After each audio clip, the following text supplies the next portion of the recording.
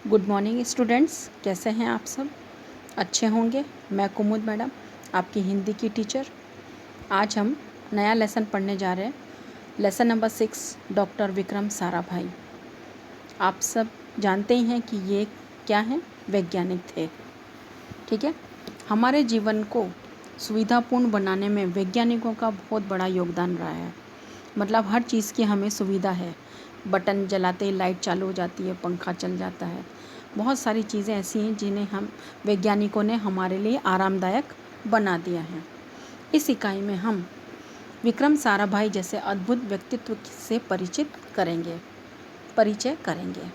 इन्होंने विज्ञान, प्रौद्योगिकी, शिक्षा, उद्योग, वाणिज्य, व्यवसाय, प्रबंध, विज्ञान प्रौद्योगिकी मतलब इंजीनियरिंग, शिक्षा मतलब एजुकेशन, उद्योग मतलब बिजनेस, वाणिज्य, व्यवसाय भी बिजनेस, प्रबंध आदि अनेक क्षेत्रों में देश के लिए प्रगति के लिए उल्लेखनीय कार्य किए हैं।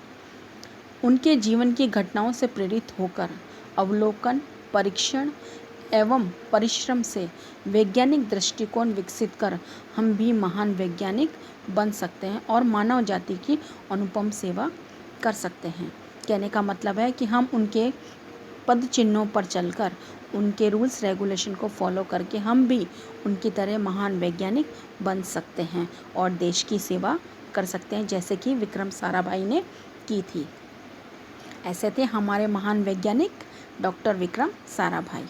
जब वे 2 वर्ष के थे तो उनके गुरुदेव रविन्द्रनाथ टैगोर ने भविष्यवाणी की थी कि ये बालक बड़ा होकर यशस्वी बनेगा, और उनकी भविष्यवाणी को अपने कर्मों से डॉक्टर विक्रम साराभाई ने सच कर दिया। कौन थे ऐसे वैज्ञानिक? हमारे महान वैज्ञानिक डॉक्टर विक्रम साराभाई। इनका जन्म 12 अगस्त 1912 को अहमदाबाद में हुआ और ये एक प्रतिष्ठित उद्योगपति परिवार के सदस्य थे। इनके पिता का नाम अंबालाल और माता का नाम सरला देवी था। ये 8 भाई बहन थे। बाल्यकाल से प्रतिभावान विक्रम साराभाई ने बचपन का यह प्रसंग उनकी सफलता हासिल करने के लिए बुलंद इरादे दर्शाता है।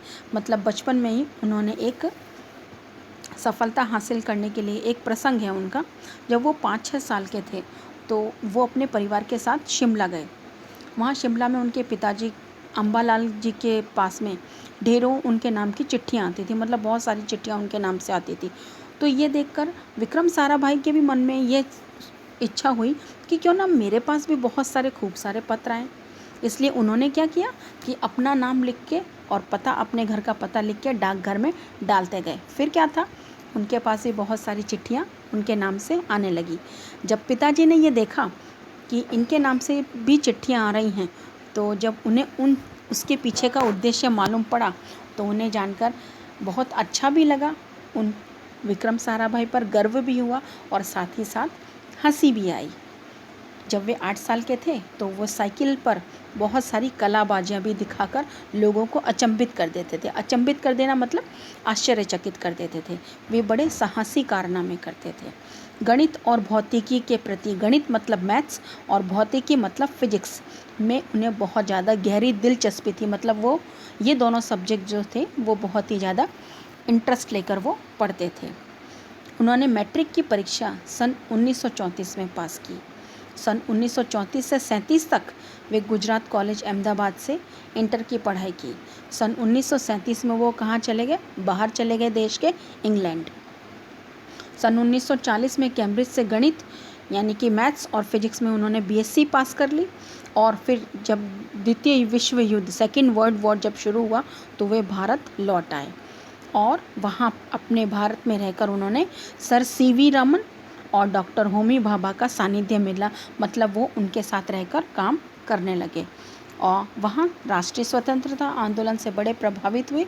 सन 1942 में वह मृणालिनी स्वामीनाथन के साथ विवाह सूत्र में बंधे और 1942 में उनकी शादी हो गई। किसके साथ में? मृणालिनी स्वामीनाथन के साथ में।